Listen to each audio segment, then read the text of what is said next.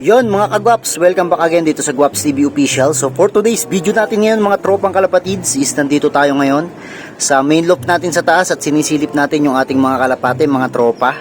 So bali kakabaksin lang natin at ilang araw na silang nagpapahinga rito, and then medyo minomonitor pa natin mga kagwaps yung lagay nila upang nang sa gayon kapag ka okay na sila pwede na ulit tayo mag-toss mga kagwaps.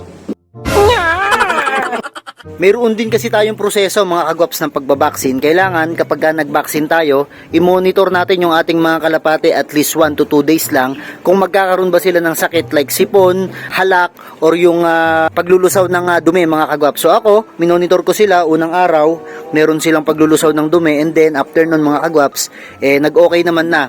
So yung mga bata nating kalapate dito, kailangan pa talaga nating i-recover, kailangan natin na ayusin mga kagwaps yung kanilang recovery upang nang sa gayon talaga naman mga kagwaps na maging okay na. Yung 14 Winter Warriors natin mga kagwaps okay naman at maganda naman yung recovery nila. Bali mamaya bababa din pala tayo dun sa mga loft natin na pang house to house sa baba upang nang sa gayon matraining din natin sila. Kasi alam nyo naman kailangan medyo tutukan, basta pang house to house na kalapate kailangan natin tutukan yan. Napakaamo mga kagwaps itong ibon na to. Ito mga kagwaps yung first dropper ko nung nakaraan. Mukhang maganda magiging performance nito mga tropa. Ayan o. Barakurista talaga to mga kagwaps Hindi ko alam kung hento o kak, pero ang ganda kasi mga kagwaps ng ugali ng ibon na to. Kita nyo, nakikita niya lang ako nagsasalita dito, yung lumalapit na sa atin. Isa to sa mga aabangan nyo mga kagwaps kasi kita nyo naman, kamukhang kamukha ni Pakito, yung nag-champion natin mga tropa. Baka ito na ang magbibigay sa atin ng pangalawang championship ni Kuya Gwaps TV Official. Magpakain muna tayo mga tropa. So nagbigay ako dito ng pamerienda sa mga kalapati natin. Tuwing tanghali talaga, nagbibigay ako mga kagwaps ng mga merienda para dito sa mga kalapati natin. So dagdag din kasi mga kagwaps yun sa kondisyon nila, lalong lalo na kailangan natin na medyo paalsahin yung katawan nila bago dumating yung derby mga kagwaps. Kaya sa tanghali, nagbibigay po talaga ako ng pamerienda. Sarap din kasi mga kagwaps kapag tanghali dito sa pwesto natin. Kung mapapansin nyo kasi, talagang malamig na rito sa pwesto namin kasi nakalilim na mga tropa. Kaya pagkatanghaling ganito, nandito ako sa kalapatihan at tumitingin-tingin ako mga kagwaps ng mga pwedeng gawin dito para kahit papano maayos natin paunti-unti yung kulungan nitong ating mga Maya Warriors. Nakita nyo yung mga pang PHA natin mga tropa, ayun, mga pang MacArthur. Natutukaan na rin, basta nakakita kayo ng dalawa singsing dyan. At tara na sa baba mga kagwaps at tingnan ko nga naman yung mga kalapati nating tinitraining doon. Okay na, tara! Atagal na ba? Sayang mga kagwaps tong itlog ni Pakito, hindi niya nililimliman. Ayun, so okay lang din yan kasi narumihan, baka naulanan nung kasalukuyang umuulan dito mga kagwaps. Medyo marumi na rin tong loft niya kaya okay lang yan. Tatanggalin na natin yung itlogan, and then si Pakito hayaan muna natin na muling mag-recover mga tropa. Nung nakaraan parang gusto ko kasing ilaro to pero dahil nga sabi ng kapatid ko hayaan na. At pangkip na talaga tong si Pakito. So ayan, ikikip namin siya mga kagwaps. At hindi ko na muna ilalaro. Ito yung 4 na piraso mga kagwaps na puro Pakito line, Vandenbroek po yan. Halos isa lang po ng itsura yan. Yung mga magulang niyan magkakaiba pero normally puros kapatid po ni Pakito yung mga magulang nila.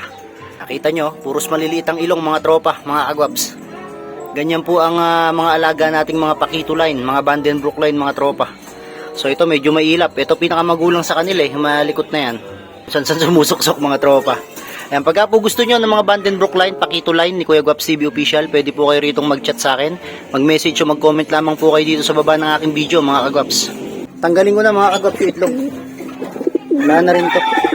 Ayan, marumi kasi mga kagwaps Ayan, may langgam na rin Pakito, tanggalin ko muna tong itlog mo Hindi mo na kailangan to. At madidelay ka lang dito ng pagkukondisyon kapag hinahalimhiman mo pa to. Malupit ka talaga! Ang ganda mong lalaki!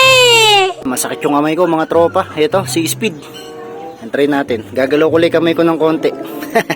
Asensya na kayo at injury tayo ngayon mga tropang kalapatids mga kagwaps kasi nga gawa ng pagkaka-aksidente natin. Tapang pa din mga tropa itong si Speed. Namamara ko pa rin siya at ayaw niya pa rin magpahawak. Talagang kahit pa paano mga kagwaps kapag talaga na-practice nyo yung mga kalapati nyo lalong lalo na sa house to house talagang hindi pa rin nila makakalimutan yung pagiging matapang. Kita nyo nga nakita pa lang ako dito, barako na ng barako, siguro nasa isip na kukunin yung kaparis niya. Tapos itong mga pambato natin dito mga kagwaps poging-pogi na, di ba? Focus na focus lang siya mga tropa, tahimik lang dito. So pagka nilagyan natin to ng hen, ayun, doon na siya nagsisimulang maging matapang mga kagwaps. Lagyan natin ng hen mga kagwaps.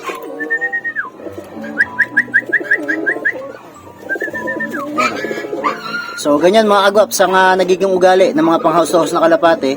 Basta po nilagyan nyo sila ng hen. Ayun, no? Yung pagiging barakurista mga tropa talagang pinakikita po nila. Ganyan lang po ang pagtitraining ni Kuya Gwaps TV Official. Lagi lang po nating bibigyan ng hen yung mga barako na walang kapares kasi gaya nga 'di ba sabi nila natitigang daw yung mga kalapate na mga mga kagwaps kapag gaganyan. Ganyan talaga yung ginagawa ko palagi mga kagwaps.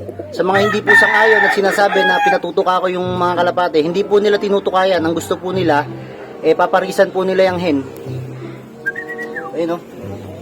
Diba? So itong kak po na to, papraktisin po natin to mga kagwaps para nang sa gayon talagang pumasok na po siya, lalong lalo na dito po sa loft. Papraktisin ito. So hindi na po natin siya iibahin ng pwesto at dyan na po siya.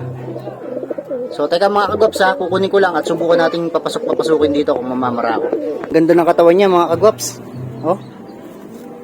Sobra, bilog na bilog oh. Pasok ka dyan. Yan, kailangan ma-practice siya kasi dyan mga kagwaps. Diba? Ayos ba? Yan, kailangan ma-practice siya rito. Diyan ka, yan ang papasukan mo ha. Lulugon ka pa. Ayun no. Swabing mga kagwaps oh. Napakagandang kalapati talaga na itong napili natin ngayon na pang house to house. Dito naman kay Utoy mga kagwaps. Utoy!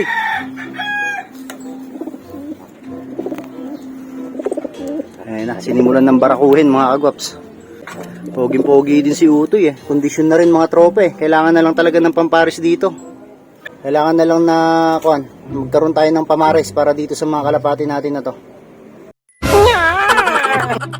Nga pala mga kagwaps, kung umabot kayo sa video na to, mag-comment po kayo dyan sa baba ng video ko para makita ko po na kayo po nandito po sa aking YouTube channel at umaasa at nagbabaka sakali na baka mabigyan ni Kuya Gwaps TV Official. Saka nga pala, congratulations nga pala sa nabigyan ko ng 2 young bird na mga kalapate dyan sa Bulacan. So congratulations po sa inyo.